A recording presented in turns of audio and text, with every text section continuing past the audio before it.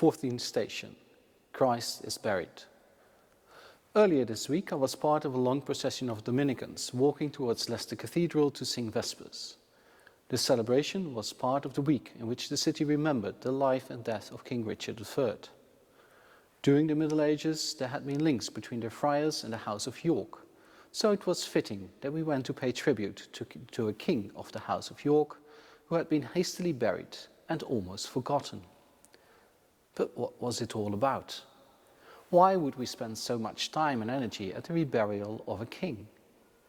Is this just a way of spending a lot of public money to boost tourism to Leicester? On another level, we could say it was about truth. The archaeologists have tried to reconstruct what really happened during the Battle of Bosworth. They also have provided us with an image of what the king might have looked like, which is very different than the image Shakespeare has left us with.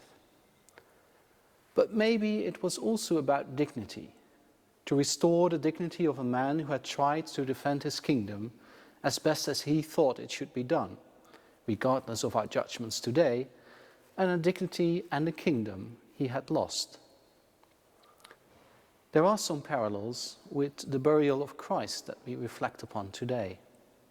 It had to be done in great haste. His friends were still in shock of what had happened. His body is quickly wrapped in some linen and placed in a tomb. A stone rolled in front. No kingdom, no glory, no dignity. The end. St. John tells us how Joseph of Arimathea and Nicodemus worked together to restore some dignity to the body of the crucified Jesus by embalming him and placing him in a new sepulchre. St. Mark mentions how Mary Magdalene and Mary, the mother of Jesus, watched the proceedings. And what strikes me in this scene is the following. We see a just man, Joseph, taking care of the dead Jesus, just as another Joseph had taken care of Jesus when he was young and helpless. We see his mother Mary, and for a moment the image of the two Josephs seems to blur, and we see an image of the Holy Family. What about Nicodemus and Mary Magdalene? Nicodemus, who had before debated with Jesus and had spoken in his defense during his trial, seems to be the cautious, just man, who slowly recognizes who Jesus is and tries to do his best under the given circumstances. If Nicodemus is the symbol of a slow conversion, then Mary Magdalene is the symbol of a radical conversion. She stayed with him till the bitter end. So here we stand, at the final station of the cross.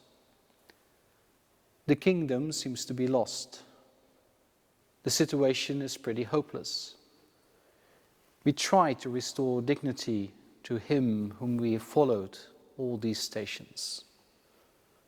But all we seem to be able to do now is to close the tomb. No kingdom, no glory, the end. But could it be that we are seeing this all wrong? Could it be that we need a conversion? Because it is our dignity that needs to be restored, that has been affected by sin. And at this hopeless hour, that is exactly what Christ is doing for us. And he even, as the Creed reminds us, goes down into hell to find us, to call out to us in our deepest despair when we think that all hope is lost. How will you respond? How will you change your life for a love like that?